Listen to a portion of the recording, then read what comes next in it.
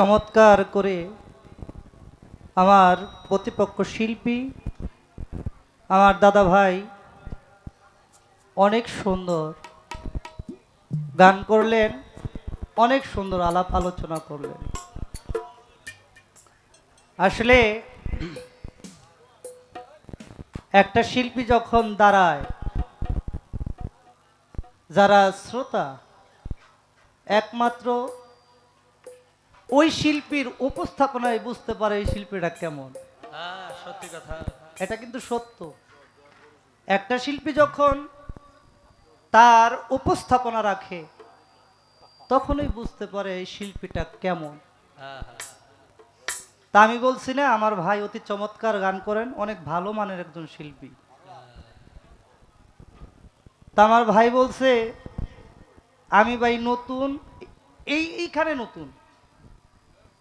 তা আমি সুমন ভাইয়ের পিছনে পিছনে যেমন না ভাই, আপনি আমার পিছনে আইতে না, আপনি আপনার ভাব থেকে গান করবেন, আপনি আপনার দয়ালকে স্মরণ রাখে আপনি আপনার জায়গা থেকে গান রাখেন। সত্যি কি সুন্দর কথা। কারণ আপনি আমার পিছনে আসলে হবে না। কেন হবে না? একটাই কারণ, দয়াল যখন যেভাবে যারে চালায় ওইভাবে সে চলে।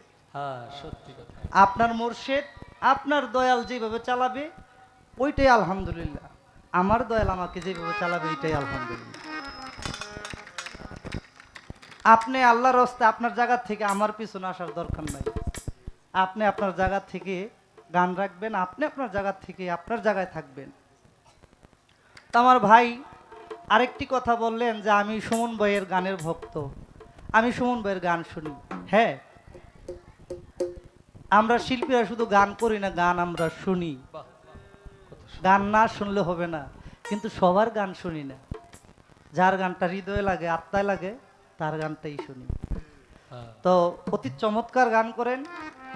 আমি যখন আপনার নাম শুনছি, তা আমি কিন্তু আপনার সাথে পরিচয় নাই, এই প্রথম। আমি আবার জিজ্ঞাসা করছি, ভাই সোহাগ ভাইরে তো আমি চিনি না। পরে আমি ইউটিউবে গান শুনছি, গান শুনে আমার অনেক ভালো লাগছে। এই দরবারে আরো অনেক শিল্পী আমার পাশে গান করছে, হ্যাঁ, কিন্তু এর মজো আমি এখন বর্তমানে আপনার ভক্ত হয়ে গেছি, গানের ভক্ত। এইভাবে গান করবেন সারা রাত্র, অন্তত আমার কাছ থেকে, আমি তো আপনারা টাকা পয়সা দিতে পারবো না, কিন্তু আমার হৃদয়ের যেই ভিতরের গভীর ভালোবাসাটা এটা আপনারা উজ্জ্বল করে দিয়ে দিছি। আপনি ভাই আমার জন্য দোয়া করবেন, আমি যেন এই আপনার সাথে, আপনি আমার সাথে, দুই ভাই যেন আমরা গান করব, যেন দয়ালকে দুই চারটা গান শোনাইতে পারি, সুরুষ বাবাকে যেন দুই চারটা গান শোনাইতে পারি, আসমান দিয়া বাবাকে যেন দুই চারটা গান শোনাইতে পারি। কারণ ওই যে আপনি একটি কথা বললেন, আমাদের নবী করিম সাল্লাল্লাহু আলাইহি ওয়াসাল্লামকে অনেকে অনেক ভাবে, যে যে ভাবতে পারে, যার যেমন ভাবনা তার তেমন কর্ম। যে যেমন ভাববে সে তেমন ফল পাবে। আমার জীবন যৌবন মনোপ্রাণ দিয়ে আমি নবীজিকে ভালোবাসি, ওয়াসকরণী পাগলা জীবন যৌবন দিয়ে ভালোবাসছে, এই কারণে ওনার নামে একটা তরিকা হইছে।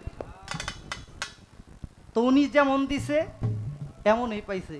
তো যে যেমন দিতে পারে সমস্যা নাই, যার যার কর্ম অনুসারে ফলাফল, এটাই চলে সত্য। ওইখানে আর যাব না। এখন একটি গান আমি রাখবো, আবারও ওই যে বলছে প্রেম নিয়ে, এই প্রেম দিয়ে পৃথিবীর সৃষ্টি, সেই ভাব থেকে যদি প্রেম না থাকে, ওয়াসকরণী পাগলা প্রেম না করে এই দন্ত ফলাইতে পারে নাই। প্রেম আসলে বিদায়ী, এই দন্ত পড়ছে কেমনে? গভীর ভালোবাসা ছিল আমার মুর্শিদ, যাকে আমি এত ভালোবাসি, তার দন্ত করছে, সে ব্যথা পাইছে আসতে। তাহলে কি আমি ব্যথা পাইছি না? আমি সুখে থাকবো না, ওনার ব্যথায় ব্যতীত সে নিজে হয়েছে। সেই ভাব থেকে আমার একটি গান।